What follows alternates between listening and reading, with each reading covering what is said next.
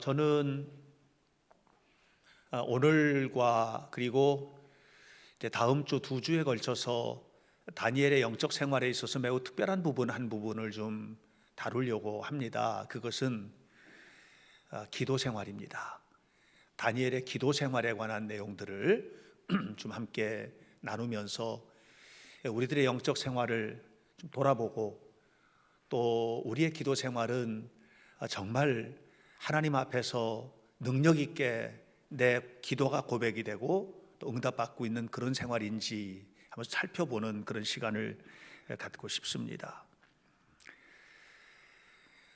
다니엘서를 쭉 읽다 보면 다니엘에게 있어서 현저한 특징은 참 믿음 좋은 청소년이었다, 또 믿음 좋은 젊은이였고, 지금 다니엘서 이제 뒷부분으로 가면서는 다니엘이 80이 넘은 나이에 이제 사람으로 등장을 하는데, 그때도 여전히 다니엘은 훌륭한 믿음을 가지고 살았다 하는 것입니다.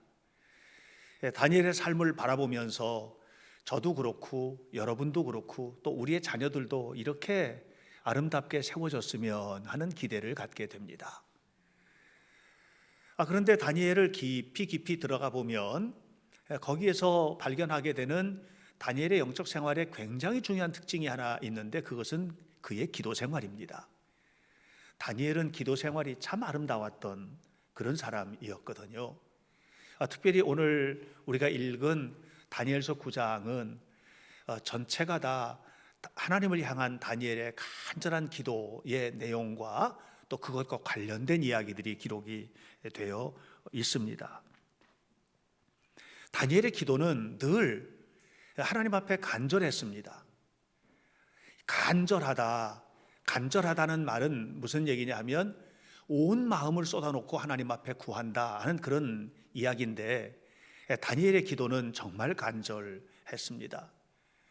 신약 성경에는 이 간절히 기도한다라고 하는 것에 대한 이야기가 여러 번 나오는데, 그렇게 간절하다는 표현을 할 때마다 성경은 히라보의 이 단어를 사용을 합니다. ektenes라고 하는 단어를 쓰거든요. 이 ektenes라고 하는 헬라어는 어떤 의미냐 하면 이런 거예요. 간절히 손을 내뻗고 상대방의 옷짝을 부여잡는, 이런 것을 표현할 때 이제 ektenes라는 단어를 씁니다. 하나님을 향한 우리의 마음이, 하나님을 향한 다니엘의 마음이, 또 하나님을 향한 기도자의 마음이 그 며칠을 굶고 그래서 밥을 하나도 먹질 못했는데 사람을 만난 거예요. 근데 그에게 손을 내밀고 그의 옷장을 잡고 나 좀 살려달라고 하는 이런 간절함, 이 마음이 ektenes라고 하는 단어 속에 담겨져 있습니다. 다니엘의 기도는 늘 그랬습니다. 다니엘의 기도는 위기의 순간에도 그랬고, 다니엘의 기도는 평상시에도 그랬습니다.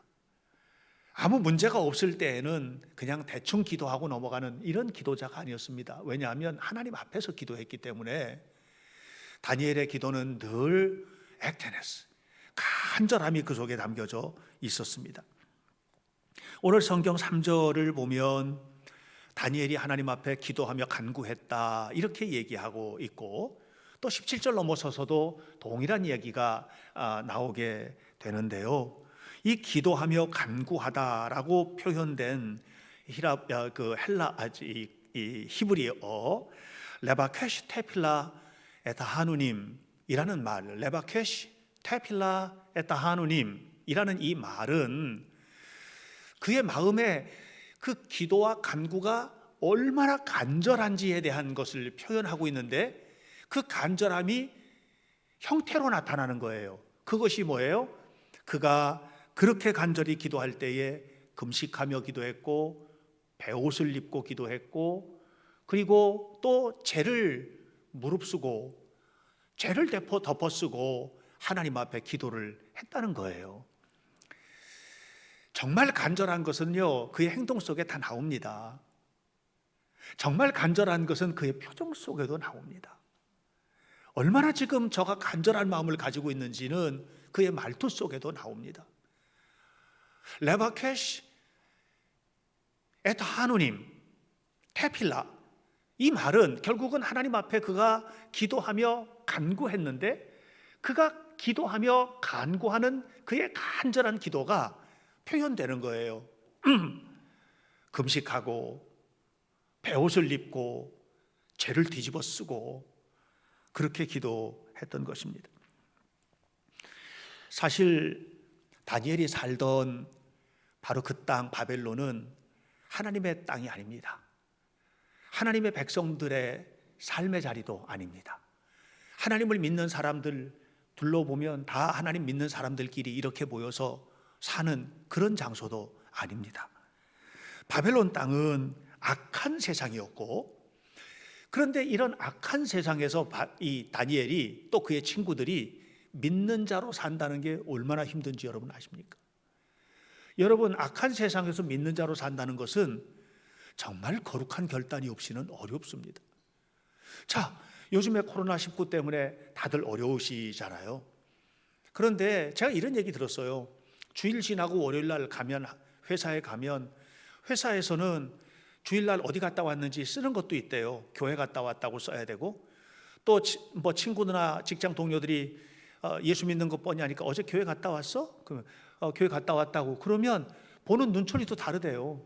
이런 시국에 무슨 교회를 가느냐고, 좀 뭐 그 교회 안 가면 하나님이 당신 예배를 안 받으시느냐고 이런 형태로 바라본다는 거예요. 그러니까 이 코로나와 같은 상황에서 예배 자리를 찾는다는 거, 또 하나님 앞에 예배하며 헌신한다는 거, 이런 일들이 참 쉬운 일이 아니에요. 그러니 다니엘은 얼마나 어려웠겠어요. 말도 못하게 어렵게 지냈을 것입니다. 그는 청소년 시대에 15살 남짓 되던 그 나이에 바벨론에 끌려왔습니다. 여러분 자녀들 중학교 1, 2, 3학년 아이들 생각해 보십시오. 고만한 나이 때 바벨론에 끌려갔는데 얼마나 대단한 믿음을 가졌으면 그걸 지켜내겠습니까? 그런데 지켜냈거든요. 그가 나이 먹어서도 지켜냈거든요. 늙어서도 변함이 없었거든요.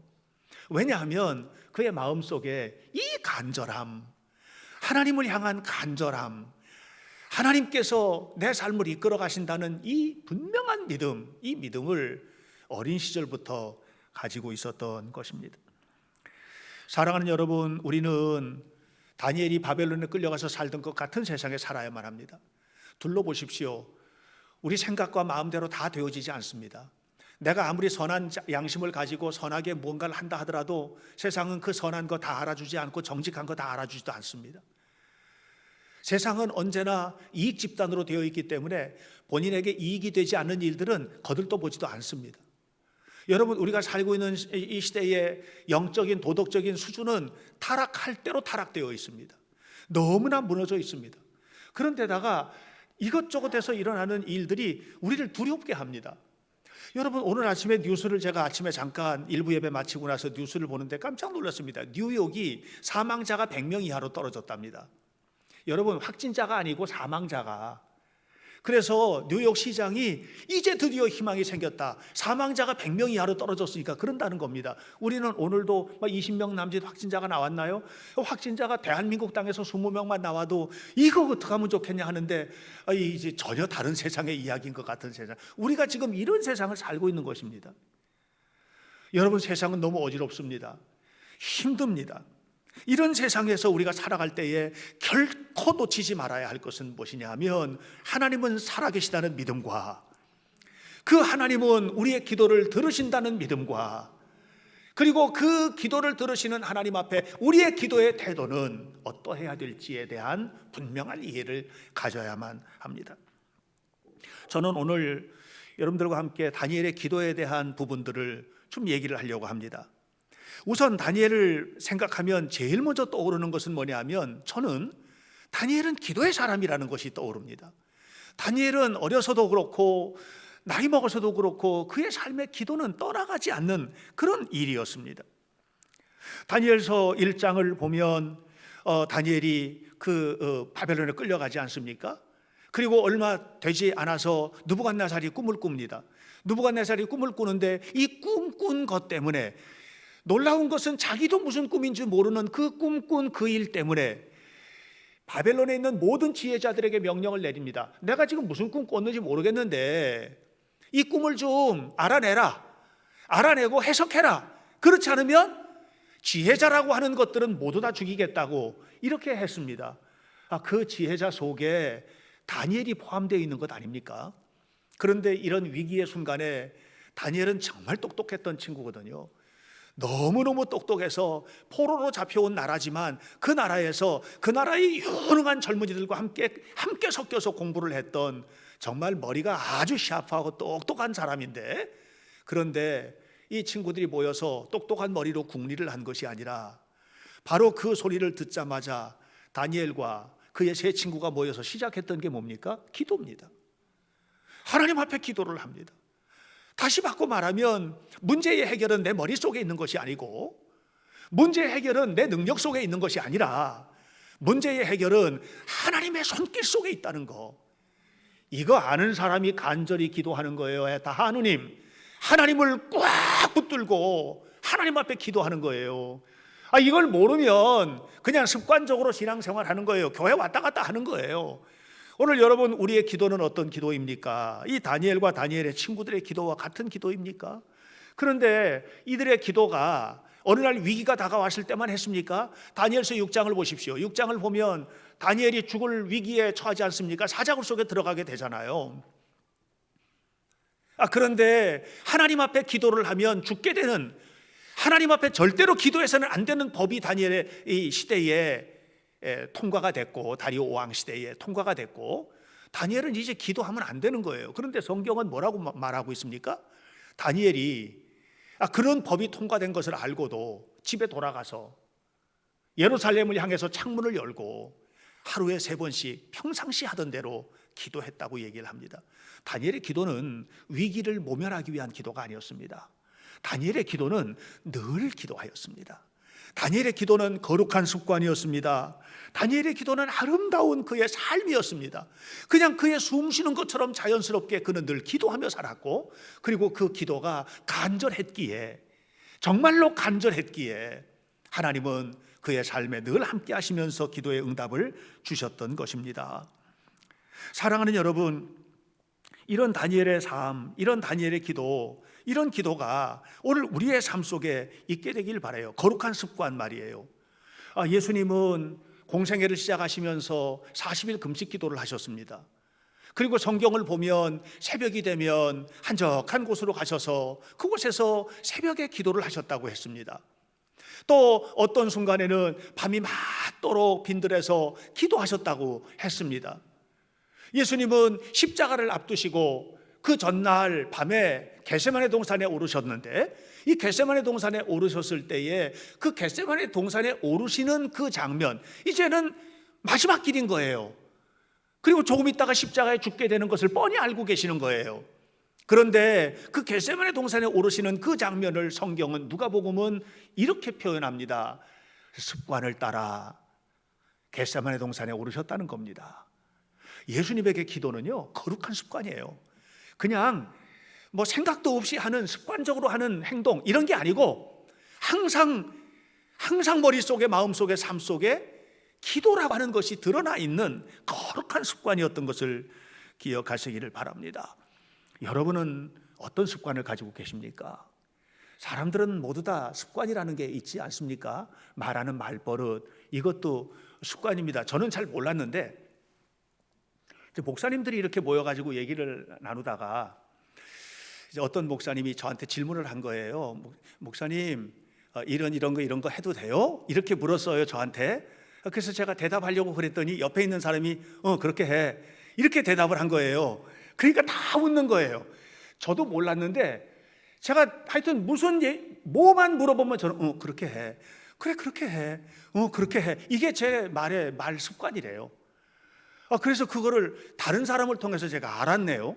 이렇게 습관이라는 걸 가지고 있는 거거든요. 여러분은 무슨 습관이 있습니까? 여러분 예레미야 시대에 이 유대인들, 유대 백성들에 대해서 예레미야가 신랄하게 비판을 하면서 그들의 영적 생활을 비판하면서 했던 얘기가 있습니다. 예레미야 22장 21절, 너희는 어려서부터 내 목소리를 청종하지 않는 것이 습관이다. 너희는 어려서부터 내 목소리 안 듣는 게 습관이다. 너네들은 하나님의 말씀 안 듣는 게 아주 습관이 됐어. 이렇게 무서운 비판을 했고요. 이 습관의 결과가 뭡니까? 이스라엘 망한 거 아닙니까? 모두 다 바벨론으로 끌려가 버리고 만 것입니다. 미국의 어느 교회에서 매주 기도회가 열렸답니다. 위클리 기도회입니다. 위클리 기도회. 매주마다 모여서 기도를 하는데, 그런데 많이 모였어요. 일주일에 한 번 모이는 기도회니까.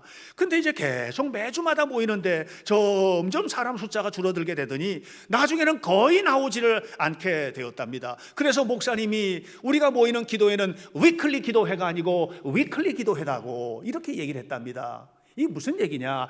weekly, W-E-E-K-L-Y, weekly는 매주 모이는 기도회인데, 이렇게 하는데 점점 하나님도 모르고 하나님 만남도 없고 기도의 능력도 나타나지 않고 점점 떨어지고, 이렇게 하니까 W-E-A-K-L-Y, weekly, 연약한, 약하게 된, 아무 능력이 없는 이런 기도회가 됐다는 얘기예요.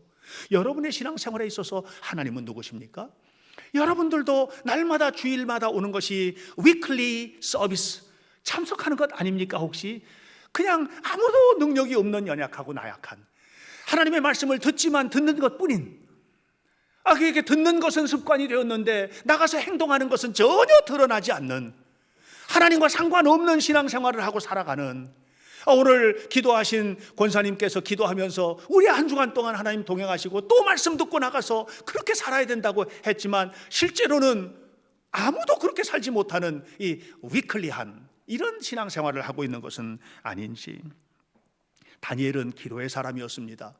그의 기도는 간절했습니다. 그의 기도는 간절했기 때문에 한 번도 연약해지지 않았습니다. 사자굴 속에 들어가야 되는 환경에서도 그의 영적인 상태는 연약해지지 않았습니다. 위클리하지 않았습니다. 강력했습니다. 그래서 담대하게 사자굴 속에 뛰어들어갈 수 있었습니다. 하나님이 살려주셨습니다. 오늘 여러분, 오늘 우리는 다니엘과 같은 이 기도의 사람에게서 우리의 기도는 어떤지 배우게 되기를 바랍니다. 그런데 다니엘의 기도가 그렇게 응답받을 수 있었던 이유는 뭐냐? 그 이유는 다니엘의 기도는 철저하게 말씀에 근거한 기도였기 때문입니다. 제가 지난주 설교에서 조지 뮬러에 관한 이야기를 함께 나누면서 말씀을 드렸습니다. 우리는 조지 뮬러를 생각할 때 5만 번의 기도를 응답받은 사람이라 생각하지만, 내가 조지 뮬러를 바라볼 때는 조금 관점이 다르다. 그는 철저한 말씀의 사람이다. 철저한 말씀의 사람, 평생 쉬지 않고 성경을 읽었고 200번 이상 그렇게 성경을 읽었고, 성경을 읽을 때 지루하지 않았고, 그 말씀이 생동감이 넘치게 삶 속에 왔고. 기도는 그럼 뭐냐? 기도는 성경에서 하나님 하신 말씀이 증명되는 자리였다. 기도를 통해서 증명했다. 하나님 살아계시다, 하나님 역사하신다는 것을 증명하는 자리였다. 이렇게 했습니다. 그런데 여러분, 이 조지 뮬러에게만 그 하나님이고 여러분, 우리 모두에게는 그 하나님이 아닙니까? 여러분, 우리의 간절한 기도가 하나님 앞에 정말로 진실로 응답받는 기도로 상달되기를 주의 이름으로 축원합니다. 한 사람이 그랬답니다. 당신은 어떻게 이렇게 기도할 때마다 응답을 받았냐? 그랬더니 두 말 없이 대답을 했다고 합니다. Pray according to his promise. Pray according to his promise. 말씀의 약속을 따라 기도했습니다. 말씀의 약속을 따라 기도했습니다. D.L. 무디가 자기의 성경책을 이제 누구에게 보여주는데, 이 믿음 없는 사람이 성경책, 뭐 하나님의 말씀이 진짜냐 이렇게 자꾸 의심을 하니까 보여준 거예요. 이 무디의 성경책을 열어봤더니 거기에 T, N, P 이게 계속 써 있다는 거예요. 그래서 이게 뭐냐? 그랬더니 D.L. 무디가 그 사람에게 말을 해줬답니다. T, test, P, proved. 이 말씀을 가지고 그대로 살고 실험해보고 시험해봤더니 증명이 되었다. 그런데 그게 끊임없이 수도 셀 수 없이 성경 속에 시험했더니 증명되었다. TNP, TNP 시험했더니 증명되었다. 이렇게 써 있었다는 것입니다. 그러니까 그렇게 능력 있는 삶을 산 거예요. 무디는요, 자기 능력 가지고 미국과 유럽을 그냥 영적인 도가니로 끌고 들어갈 만한 그런 영적인 놀라운 부흥의 역사를 이룰 수 있는 능력의 사람이 아니에요. 초등학교도 못 나온 사람이거든요. 그런데 그가 말 한마디만 하면 불덩어리가 쏟아져 나가는 능력은 뭐냐? 그건 본인의 건이 아니고 하나님께서 하신 것이라는 얘기입니다. 어떤 성도가 교회를 다니는데 도대체 믿어지지가 않는 거예요. 성경이 하나님이 천지를 창조하셨다 믿어지지가 않는 거예요. 그래서 어느 날 생각을 하고서 성경책을 펴놓고 읽기를 시작했답니다. 성경을 읽으면서 믿어지는 거가 얼마나 되나. 그래서 안 믿어지는 거는 성경책 책장을 찢기 시작했대요. 창세기 1장 태초에 하나님이 천지를 창조하시니라 믿어져요? 안 믿어지는 거예요. 진화론을 너무 배워서 찢어버렸지. 2장에 아담과 하와가 최초의 사람으로 흙으로 하나님 만드시고 그 코에 생기를 후 불어넣어서 아담과 하와가 생겼다. 안 믿어져. 찢어버렸지. 동산 중앙에는 나무가 있었는데 뱀이 와가지고 아담과 하와를 꼬여서 죄를 짓게 되었다. 3장에 나오는데 찢어버렸지. 이렇게 쭉쭉 찢고 노아 홍수 찢고 이렇게 하다 홍해 찢고 다 하다 보니까 나중에 요한계시록까지 읽었더니 앞표지하고 뒷표지만 남았더랍니다. 다 찢어버리고. 여러분, 제가 묻습니다. 누가 풍요롭게 살았을 것 같아요? D.L. 무디처럼 모든 것이 하나님의 말씀으로 증명되었다라고 하는 사람이에요. 조지 뮬러처럼 기도만 하면 하나님이 약속을 응답해 주시니까 약속 붙들고 기도하는 그 사람일까요? 아니면 안 믿어져서 다 찢어버리고 겉표지하고 뒷표지만 가지고 있는 사람일 것 같아요? 누가 여러분 풍요로운 인생을 살았을 것 같아요? 누가 하나님의 능력 안에 살았을 것 같아요? 누가 모든 것을 다 이루는 놀라운 역사 속에서 살았을 것 같아요?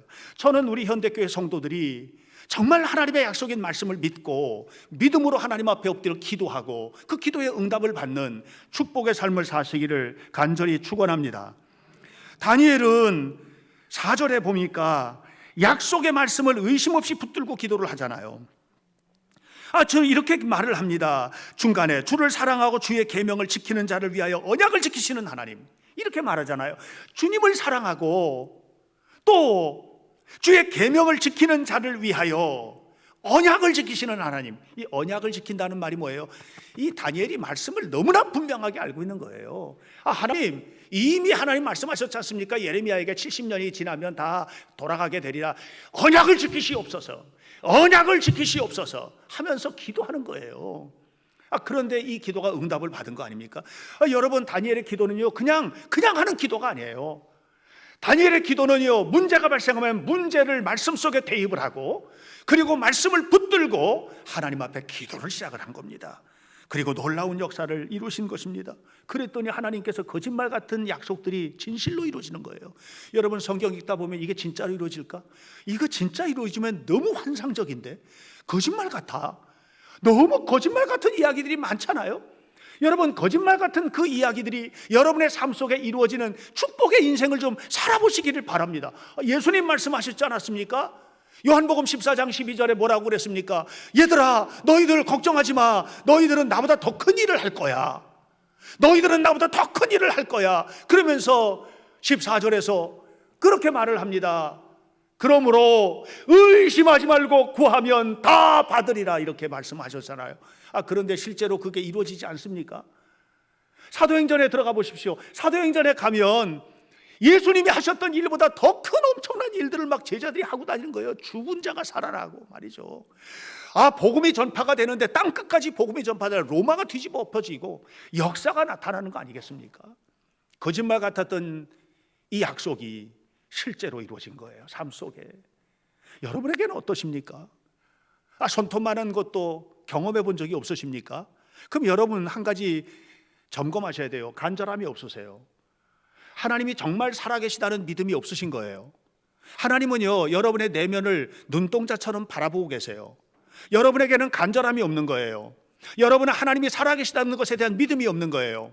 기도하면서도 응답될 것에 대한 확신도 없으신 거예요. 그러니까 절대로 응답이 없는 것이죠. 여러분, 기도의 능력을 얻기 위하여 하나님의 말씀을 펼쳐 드시기를 축복합니다. 그리고 그 말씀을 붙들고 기도를 시작하는 성도들이 되시기를 간절히 축원합니다. 아니, 왜 다니엘이 이렇게 기도를 목매었는가? 다니엘이 이렇게 기도에 목매인 이유가 무엇이었을까? 성경을 보면 해답은 딱 나옵니다. 그거는 하나가 있어요. 그건 뭐냐면 하나님을 너무 사랑했기 때문이기도 하지만 정말 중요한 것은 다니엘에게 있어서 승리의 방법이 기도였어요. 여러분에게 있어서 승리의 방법이에요. 기도는 하나님께서 여러분에게 승리의 방법으로 주신 무기가 기도예요. 여러분 2절 말씀을 보면 다니엘이 성경을 통해서 예레미야에게 약속하신 것을 이루었다고 하지 않습니까? 다니엘이 약속하신 것을 깨달았다고 하지 않습니까? 깨달았어요. 뭘 깨달으냐? 예레미야에게 하셨던 말씀이 뭐냐? 70년이 지나면 포로된 자리에서 해방될 것이다. 다시 말하면 이스라엘 백성들이 여기서 영원히 바벨론에서 포로 생활하지 않을 거라는 거예요. 이거 말이 안 되는 소리예요, 사실은. 왜냐하면 여러분 어느 나라든 간에 나라가 속국이 돼서 포로로 끌려가면 그냥 그 나라 포로가 돼버리는 거예요. 노예로 사는 거예요. 평생 노예로 살다가 죽고요, 그 자식도 노예, 그 자식도 노예, 이렇게 사는 거거든요. 그런데 안 그럴 거라는 거예요. 돌아올 거라는 거예요. 그런데 실제로 70년 만에 돌아와요. 다니엘이 바벨론의 포로로 끌려간 게 기원전 605년이에요 그리고 다니엘이 살던 마지막 막바지 섬겼던 왕이 고레스 왕인데, 고레스 왕이 이스라엘 백성들을 풀어줘요. 그것이 풀어준 때가 뭐냐면 기원전 637년이에요 여러분 70년이에요 70년 68년. 그러니까 다시 바꿔 말하면 무슨 얘기냐 하면, 다니엘은 지금 이 약속을 붙들고 아직 오지도 않은 그날, 이 백성을 풀어주실 하나님을 바라보면서 아직 오지도 않은 그날, 되어질지 되어지지 않을지도 모르는 그 약속을 붙들고, 하나님이 약속하셨으니까, 하나님이 약속하셨잖아요. 하나님이 약속하셨으니까 하나님께서 풀어주셔야 되는 것 아닙니까 하고 기도를 하고 있는 거예요. 사랑하는 여러분, 에스겔서 36장 36절을 보면 에스겔에게 하나님께서 이렇게 말씀하십니다. 나 여호와가 말하였으니 이루리라, 이렇게 말합니다. 하나님께서 말씀하시는 것은 다 이루어 주십니다. 하나님의 약속이잖아요. 나 여호와가 말하였으니 이루리라. 그런데 덧붙이신 거예요. 37절로 38절에서 이렇게 덧붙이셨어요. 주 여호와께서 이같이 말씀하셨느니라. 뭐라고? 나 여호와가 말하였으니 이루리라. 이렇게 예루살렘의 성이, 예루살렘 성전이 다시 회복되리라. 나 여호와가 말하였으니 이루리라. 이게 어디냐면 에스겔은 바벨론의 포로된 자리에서 선지자로 부름을 받아 지금 선포하고 있는데, 바벨론 포로로 잡혀있는 그 속에서 지금 얘기하는 거예요. 예루살렘의 성전이 회복되리라. 나 여호와가 말하였으니 이루리라. 언제 이루어질지 어떻게 알아? 그런데 주님이 이루겠다는 거예요. 그러면서 37절 38절 주 여호와께서 이렇게 말씀하셨느니라. 그래도 이스라엘 족속이 이같이 자기들에게 이루어 주시기를 내게 구하여야 할지라. 그리고 난 다음에 뭐라 그래요? 그래야 하면 그들이 내가 한 줄을 알게 되리라. 이렇게 얘기했어요. 이 무슨 얘기예요? 인간의 교만은요, 조금 뭐 해가지고 하면 자기가 한 줄 알아요. 근데 그게 아니라는 거예요. 여러분, 하나님이 우리의 삶에서 손을 떼어버리면 그 순간 무너지는 것이라는 거예요. 오늘 역사의 흐름과 이 모든 것은 하나님의 섭리 속에 있다는 것을 기억하시기 바랍니다. 하나님께서 손을 얹고 계시는 거예요. 기억하셔야 돼요. 여러분, 오늘 우리가 하나님의 은혜 속에서 살아가고 있다는 사실을 기억하시기를 주의 이름으로 축원합니다. 하나님은 인간의 역사에 관해서, 여러분의 생사 화복에 관해서 수많은 일들이 이미 예정하셨고 이미 예언하셨고 말씀을 통해서 선포해 주셨습니다. 그리고 오늘 우리는 그것을 가져야 되는 거예요. 어떻게 가져야 될까요?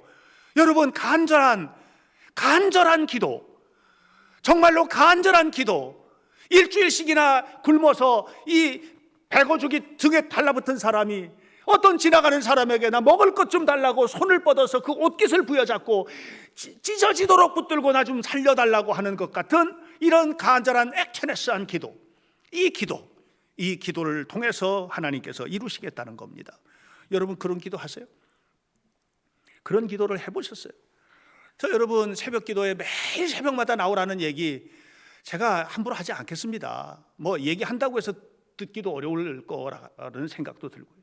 그러나 한 가지 제가 여러분들에게 할 수 있는 일을 요청해도 되겠습니까? 매일 아침 일어나서 단 10분만 무릎 꿇고 정말로 하나님이 살아계시다는 것 확인하면서 내 눈앞에 주님을 모시고 그런 기도를 하실 수 있겠습니까? 여러분, 그러면 여러분의 삶이 얼마나 달라지겠습니까? 항상 내 생각과 내 뜻대로만 살던 여러분이 어느 날 무릎을 꿇고 10분의 기도, 간절하게 하나님을 바라보는 그 기도가 여러분의 삶을 바뀔 겁니다. 그렇게 기도를 시작을 해서 어떤 사람은 1시간, 4시간 기도의 사명자로 변화되어서 하루 종일 기도하는 영적 기도의 용사가 된 사람들도 부지기수로 많습니다. 사랑하는 여러분, 다니엘은 하나님은 문제 해결의 열쇠임을 알았습니다. 다니엘은 너무나 분명히 알았습니다. 다니엘은 너무 똑똑한 사람입니다. 정말로 똑똑한 사람입니다. 포로로 끌려간 바벨론에서 얼마나 대단한지 그가 왕립학교에 초청을 받아가지고 거기서 공부를 하고 어린 청소년의 나이임에도 불구하고 박사들의 최고 수장 박사장이 되었습니다. 이 정도로 똑똑한 사람입니다. 그러면 문제 일어나면 머리 굴리고 또 주변에 있는 친구들하고 자, 우리 한번 토론해보자 하고서 충분히 그럴 수 있어요. 그러나 다니엘은 한 번도 그런 적이 없습니다. 문제가 발생하면 그것이 큰 것이든 작은 것이든 문제 해결의 열쇠는 하나님께 있다는 것, 하나님은 실수가 없으시다는 것, 하나님의 약속은 분명히 이루어진다는 것을 알고 기도하며 무릎을 꿇었던 것입니다. 탐험가 헨리 스탠리라고 하는 사람, 이 사람은 슈바이처 박사, 리빙스턴 이런 분들처럼 정말 유명한 탐험가로 잘 알려져 있고 아프리카를 위해서 헌신했던 사람입니다. 정말 유명한 탐험가입니다. 뉴욕 타임즈 기자를 지냈던 분인데, 근데 그가 아프리카를 탐험하면서 아프리카에 큰 공헌을 하고 나중에 그가 글을 남겼는데, 그가 남긴 글에서 그는 이렇게 말합니다. 내 삶에 남겨진 아름다운 이력은 하나님의 손길입니다. 나는 하나님께 기도했고 하나님께서는 주셨으며 내 삶은 하나님의 손길로 가득하게 되었습니다. 여러분, 이것이 헨리 스탠리의 고백이 아니라 저와 여러분의 고백이게 되기를 간절히 바랍니다. 우리는 눈에 보이는 것에 너무 익숙해 있습니다. 다 보이잖아요. 여러분, 저 보이시죠? 저 보일 겁니다. 저도 여러분 보입니다. 우리는 두 가지 눈을 가지고 있어서 이 눈을 가지고는 여러분을 보지만 또 다른 눈을 가지고는 여러분을 뚫고 마음을 볼 수 있는 사람도 있습니다. 그건 심령 투시 이런 거 말고 마음을 헤아리고 보는 눈이에요. 여러분, 영적으로도 마찬가지입니다. 세상을 보는 눈이 있는가 하면 하나님을 보는 눈이 있는 겁니다. 여러분, 세상을 보는 눈이 가지고 있는 특징은 뭐냐 하면 세상을 보는 정확한 눈을 가진 사람은 너무나 정확하게 판단하고 너무나 정확하게 분석하고 너무나 정확하게 거기에서 해답을 얻으려고 합니다. 그런데 거기에 무너지는 거거든요. 자, 볼까요? 이스라엘 백성이 출애굽을 한 후에 가나안 땅에 가기 전에 가데스 바네아에서 12명의 정탐꾼이 40일간 가나안 땅을 정탐하고 옵니다. 와서 보고를 하는데 10명이 이 세상을 너무나 정확하게 판단하고 보는 눈을 가진 거예요. 그래서 단에서부터 부엘세바까지 모든 이스라엘 지역을 다니면서 너무나 정확하게 판단하고 나서 내린 결론입니다. 우리는 메뚜기만도 못하다. 왜? 분석이 딱 나오는 거예요. 가보니까 대단해. 이스라엘 그 땅에 살고 있던 이 족속들이 얼마나 강한지 대단해. 분석이 나오는요. 머리로 나오고 경험상으로 다 나오는데요. 예? 그래서 눈으로 보는 것만 보는 사람은 정확하게 말하는데 거기에 해결책이 있는 게 아니에요. 그런데 여호수아와 갈렙이 똑같이 봤어요. 정확하게 봤어요. 너무나 좋은 땅을 하나님이 선물해 주셨다. 정확하게 봤어요. 그리고 나서 결론이 뭐냐? 그들은 우리의 밥이다 이랬어요. 얼마나 달라요? 나는 메뚜기만 못하다 하고 그들은 우리의 밥이다. 이게 극과 극이 아니겠습니까? 여러분, 뭐 보고 사세요? 여러분은 뭘 보고 사세요? 당장 눈앞에 아픔, 당장 눈앞에 슬픔, 당장 눈앞에 문제, 눈으로 보는 것만 보고 머리로 판단하는 것만 판단하고 이렇게 살고 있다 보니까 해결은 안 되고 밤에 잠은 못 자고 가슴은 치고 멍들고 힘들고 괴롭고 고통스러운 거 아닙니까? 정말 눈을 떠서 하나님을 보십니까? 하나님을 보는 순간 여러분도 고백하게 될 겁니다. 그들은 우리의 밥이라. 하나님이 하신다. 하나님이 이끌어 가신다. 하나님이 역사하신다. 이 은혜가 여러분의 삶 속에 있기를 주의 이름으로 축원합니다.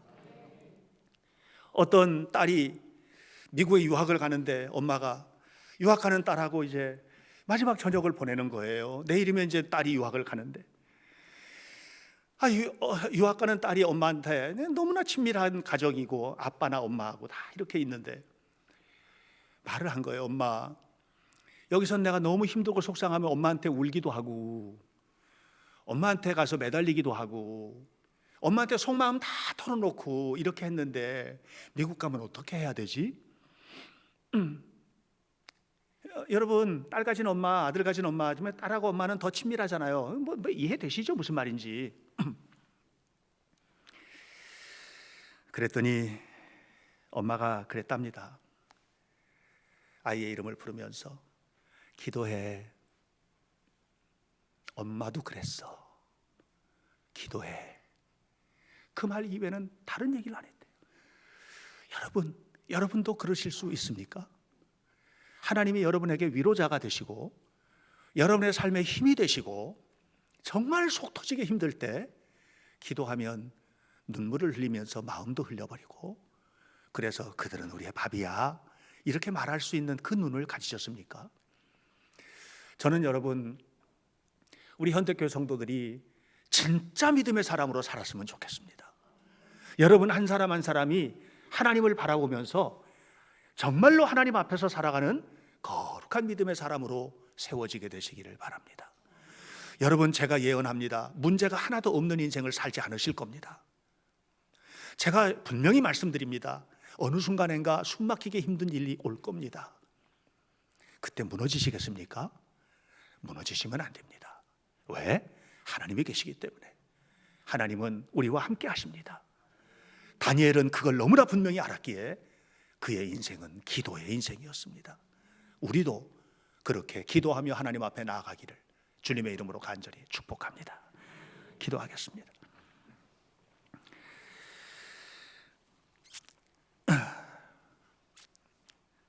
살아계신 하나님, 우리의 삶을 붙잡아 주시고 날마다 함께 해주시고 날마다 축복하셔서 하나님의 사람답게 살게 도와주시며, 우리에게도 삶에는 정말 수많은 문제들이 있겠지만 문제 해결의 열쇠, 승리의 비결이 오직 하나님께 있다는 것을 알았던 다니엘처럼 우리도 그렇게 주님 바라보며 하나님 앞에 살아가는 저희들이 되게 하옵소서. 우리 눈에 보이는 세상 답답하게만 보여도 그 답답한 세상 넘어 살아계신 하나님 생생하게 바라본다면 기도가 능력이 될 줄로 믿습니다. 반드시 그렇게 될 줄 믿습니다. 그리고 승리할 줄로 믿습니다. 우리 주님께서 도와주옵소서. 예수님의 이름으로 기도하옵나이다. 아멘.